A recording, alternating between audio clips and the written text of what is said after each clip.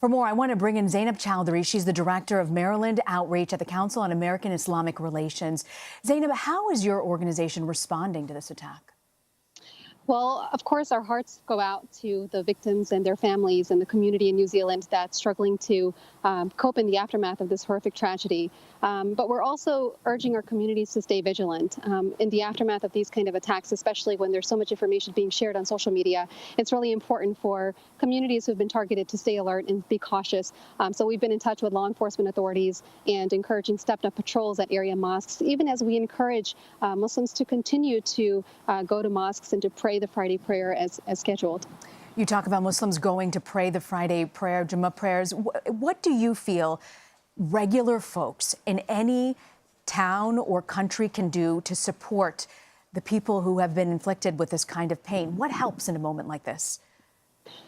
We've been flooded with an outpouring of support from allies, interfaith allies, and community partners who've wanted to express their solidarity, organize vigils, things like that. That's been really incredible. And I think one thing that's really important is also we as a nation need to have the courage to call out white supremacy where we see it.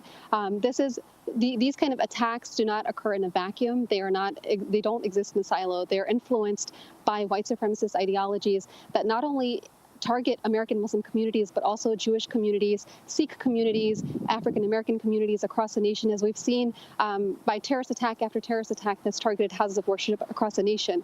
So we need to have accountability within our government and have elected officials speak out and condemn and denounce this hateful rhetoric that fuels these kind of incidents. And this isn't just about people who attend a mosque. I mean, we look in the United States, there have been attacks on black churches, synagogues, mosques.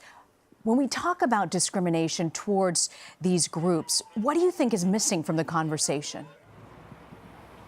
I think that we're not strong enough in addressing the elephant in the room. Last fall, President Trump cut funding for domestic terrorism in the United States. And this is at a point where white supremacist ideology and domestic terrorism is responsible for most of the violent attacks that occur in the United States. And so we need to have honest and frank conversations about the true source of threat and stop caving into fear-mongering and biased rhetoric about diverse minority communities in our country. And that's the only way that we can really truly find a path where we can move forward and push hatred back to the mainstream of society, or to the fringes of society where it belongs, not in the mainstream. Zainab Chowdhury, I want to thank you very much for joining us today.